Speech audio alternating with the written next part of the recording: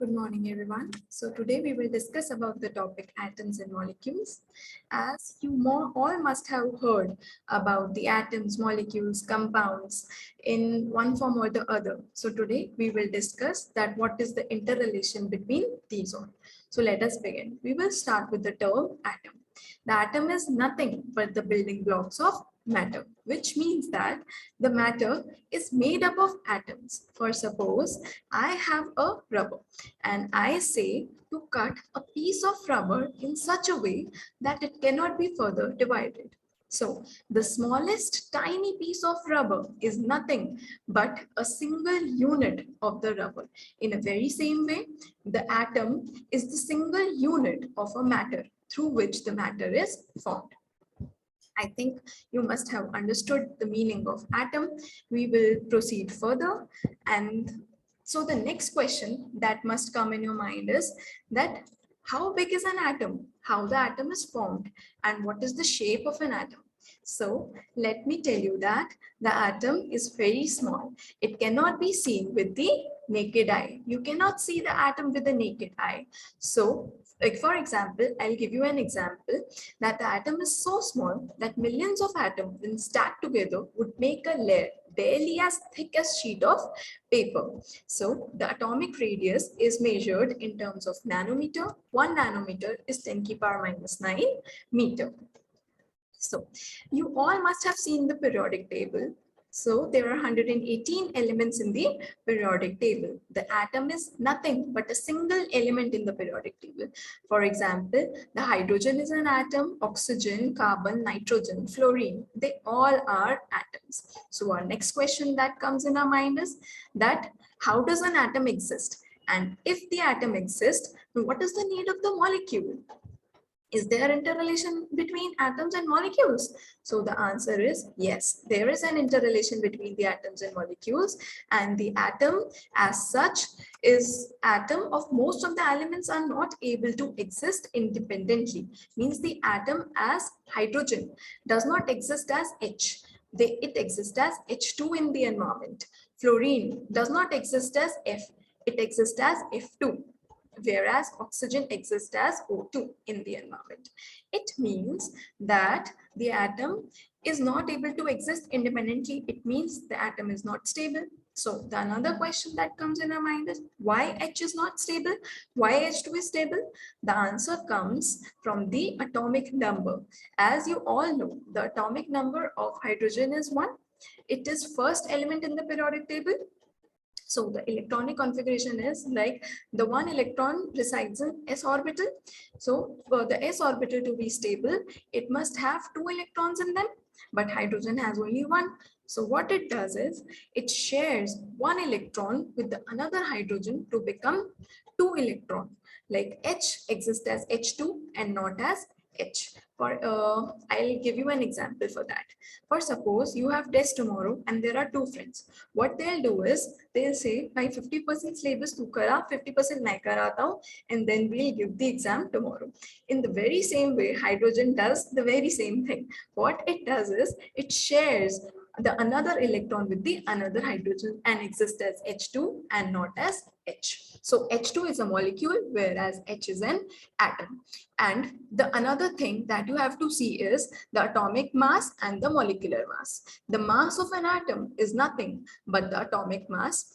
It is experimentally proven that the mass of the hydrogen is 1, carbon is 12, oxygen is 16, and so on. The molecular mass is nothing but the mass of the molecule. For example, H2 is a molecule, you all know. So H has atomic mass 1, whereas H2 is 1 into 2, that is 2 nu, where nu is the unit of atomic mass, that is atomic mass unit. So this is the interrelation between the atoms and molecules. And now we will proceed towards our next topic, that is mole concept. Mole as such is nothing but a unit, so to measure the number of particles. Okay, so first general discussion hum karte hain, and then we'll understand that what is the meaning of the mole and what is the meaning of the mole concept. Okay, so let us take an example. For suppose I have a bucket of sugar and I give the handful of sugar to my 3 students, and I say that go and measure the sugar. What my first student does is, he's very laborious. He starts counting the crystal of the sugar and says, ma'am, there are 10,000 crystal of sugar that you have given to me. I said, okay. And then my second student comes. What he does is, he takes coffee mugs. And what he does is, he pour the sugar that I have given to him in a coffee mug and says, ma'am, it is 1 coffee mug sugar that you have given to me.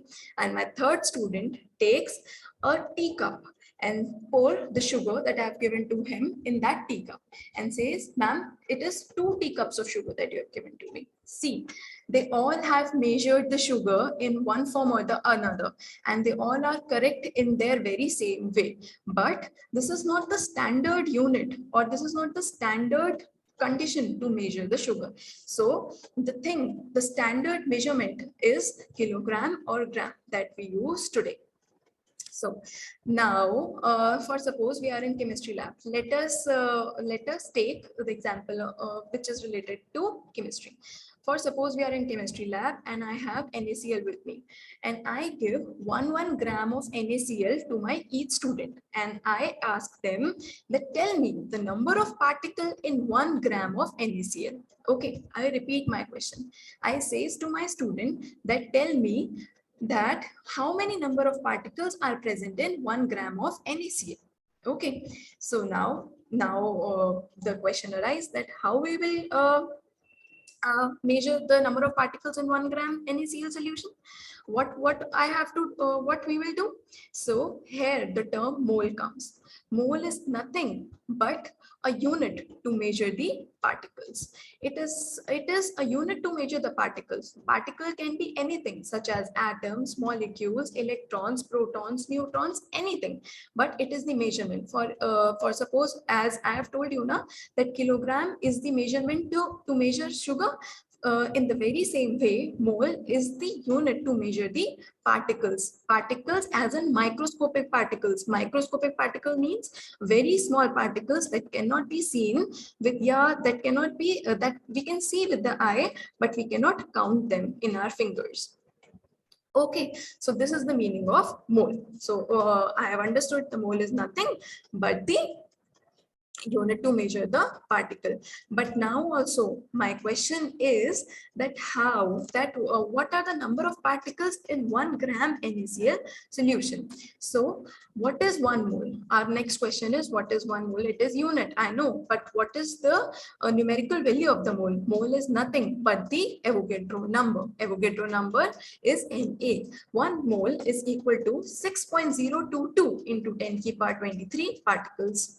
Okay, ma'am. Now I have understood 1 mole is 6.022 into 10 to the power 23 number of particles. But you have asked me that how many number of particles are there in 1 gram. So what is the interrelation between a gram and a mole? So, okay. So the next thing that arises is 1 mole is equal to atomic mass, molecular mass, or formula unit mass. Okay, so in the case of NaCl, NaCl is a formula unit mass. Formula unit mass is same as the molecular mass. The only difference is that formula unit mass is measured in terms of ions. NaCl is ionic in nature. Okay, there is exchange of electron which is taking place in NaCl. Okay, so the formula unit mass of NaCl is 58.5 grams. How? Na has atomic number 23. So 23 into 1, because we have 1 Na sodium, we have 1 sodium atom. And now chlorine. Chlorine has atomic mass 35.5 and we have 1 chlorine atom. So 23 plus 35.5 leads to 58.5 grams. So the formula mass of NaCl is 58.5 grams. So 1 mole is equals to 58.5 grams of NaCl. Now, our first conclusion was 1 mole of NaCl is 6.022 into 10 to the power 23 particle of NaCl. Our second conclusion, 1 mole of NaCl is 58.5 gram of NaCl. So we will equate these two and we'll get 58.5 grams of NaCl is equal to 6.022 into 10 to the power 23 particles of NaCl. with that, with the help of unitary method, we'll get 1 gram 1 gram value, that is 6.022 into 10 to the power 23 divided by 58.5, and the answer to this is 0.10 into 10 to the power 23 number of particles of NaCl solution. It means we have 0.10 into 10 to the power 23 number of particles of NaCl in 1 gram of NaCl. With this, we are able to calculate the 1 gram of number of particles in 1 gram NaCl which is present. So these are this is an example of NCERT. So you can see this example in the PDF, and this is your assignment.